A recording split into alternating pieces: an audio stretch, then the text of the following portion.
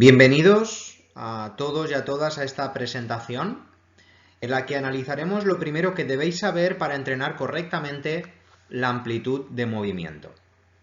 Un apunte muy importante. Antes se consideraba una de las capacidades físicas básicas la flexibilidad. Hoy sabemos que la flexibilidad es uno de los componentes de la amplitud de movimiento y en este video tutorial hablaremos tanto de la flexibilidad como del resto de componentes que integran la amplitud de movimiento. Durante la presentación nos vamos a centrar en 4 puntos. En el primer punto definiremos qué es la amplitud de movimiento. Después hablaremos sobre algunos acontecimientos que han influido en el entrenamiento de esta capacidad. En tercer lugar, haremos un breve análisis sobre los componentes que la integran y pueden favorecer su mejora. Y por último, veremos las condiciones básicas para incrementar la amplitud de movimiento y los errores comunes que se suelen cometer a la hora de entrenarla. En primer lugar, ¿qué es la amplitud de movimiento? Podemos definirla como el grado de movimiento que realiza una articulación o conjunto de articulaciones. Este grado de movimiento puede ser menor o mayor en función de la estructura de la articulación, está limitado por el tejido conjuntivo y condicionado por la activación de los músculos implicados que rodean dicha articulación. Ha habido diversos acontecimientos que han influido en el entrenamiento de esta capacidad. En esta diapositiva vamos a hablar sobre algunos de ellos. Evidentemente hay más, pero expondremos aquellos que consideramos de mayor importancia. Los analizaremos en un orden cronológico desde los años 60 aproximadamente hasta la actualidad. Destacar en primer lugar la creación del método de facilitación neuromuscular propioceptiva, sus siglas FNP, creado por el Dr. Kabat en 1946 para el ámbito terapéutico y posteriormente introducido en el ámbito deportivo por los doctores Knott y Bosch hacia finales de la década de los 60. En 1970, el Dr. Sven Solveborg expone su método para mejorar la flexibilidad en aquel entonces que implicaba 3 fases.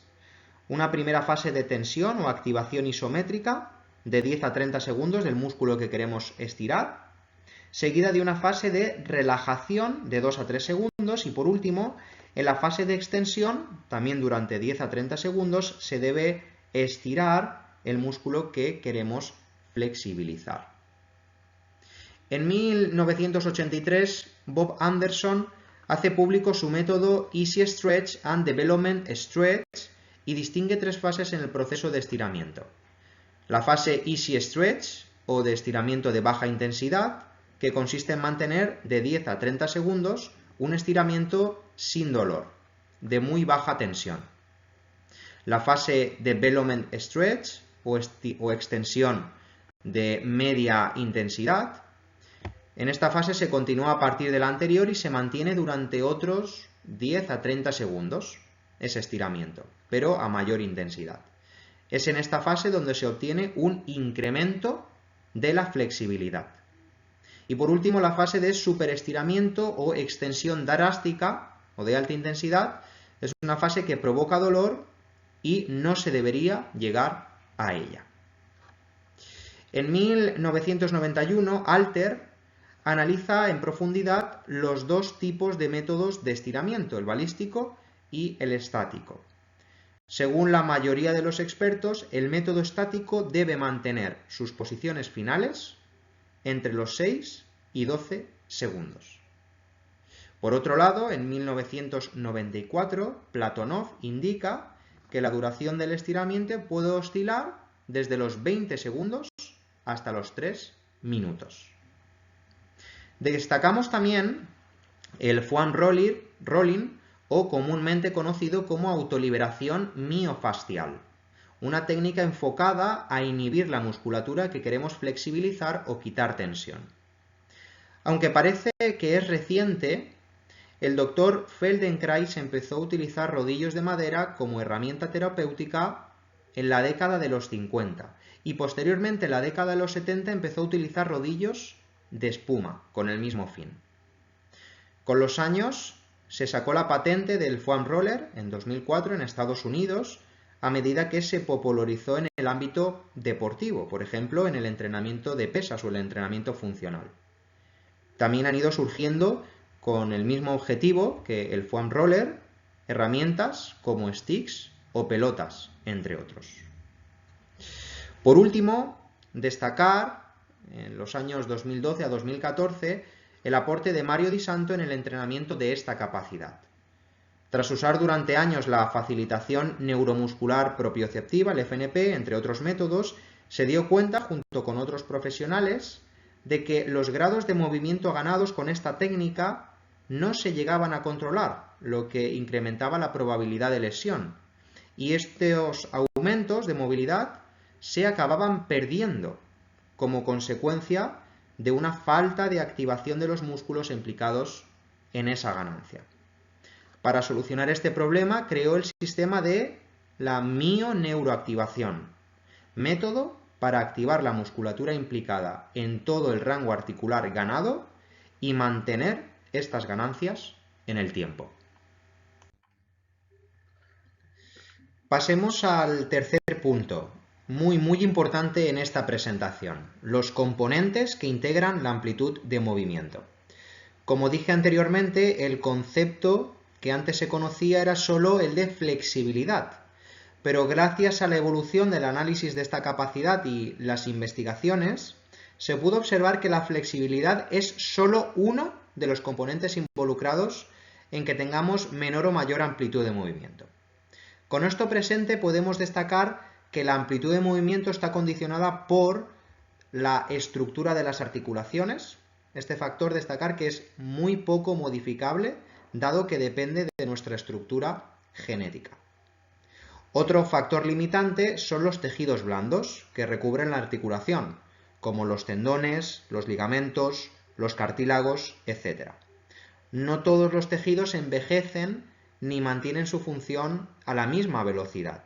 Por ejemplo, las personas jóvenes tendrán mejores condiciones para mejorar la amplitud de movimiento que las personas más mayores. También destacamos como factor limitante el tamaño muscular. La hipertrofia de un músculo no solo contribuye al aumento de su rigidez, sino que el excesivo tamaño muscular también le puede restar grados de movilidad a la articulación implicada. En cuarto lugar está la flexibilidad muscular. Un músculo es normalmente elástico, maleable, capaz de deformarse con poca resistencia, pero si un músculo se entrena con muy poca o nula frecuencia, se sobreentrena o no se entrena adecuadamente en relación a su función, puede ir perdiendo poco a poco su facultad de ser flexible. En último lugar tenemos el grado de activación muscular. Para que una articulación obtenga y mantenga un rango óptimo de recorrido, los músculos agonistas y antagonistas deben actuar conjuntamente. Mientras el agonista está activado y hace fuerza, el antagonista debe tener un grado de activación bajo que le permita elongarse. Para obtener la máxima amplitud de movimiento en una articulación, el agonista debe hacer fuerza y el antagonista debe elongarse hasta la parte final óptima del recorrido. De lo contrario, tendremos una amplitud de movimiento restringida. Estos dos últimos componentes, destacar la flexibilidad muscular y el grado de activación, desempeñan un papel fundamental en la estabilidad y correcta posición de nuestras articulaciones. Para mejorar la amplitud de movimiento debemos reunir una serie de condiciones básicas con el objetivo de no cometer algunos errores frecuentes. La primera sería conocer la anatomía de cada músculo y la postura correcta de estiramiento. Si no tenemos esta información, si desconocemos esto, podemos llegar a cometer el error de realizar compensaciones con grupos musculares que no deben participar en el estiramiento. En segundo lugar, debemos activar los músculos implicados en el rango articular ganado por el estiramiento. pero vemos comúnmente que no se suele tener en cuenta todos los componentes que participan en la amplitud de movimiento, como la activación. También debemos mantener las articulaciones en una posición estable y equilibrada, pero observamos que no se suele trabajar de forma proporcional los músculos agonistas y antagonistas que componen una articulación, y esto genera descompensaciones. En cuarto lugar, debemos seleccionar, en base al objetivo específico, los ejercicios de activación o inhibición apropiados. Por regla general, la gente realiza siempre los mismos estiramientos tradicionales, y esto puede crear interferencias en su entrenamiento. Y por último, debemos controlar conscientemente la respiración que influirá a nivel neuromuscular. Pero también vemos que la gente en los estiramientos suele entrecortar la respiración o mantenerla, contenerla en apnea.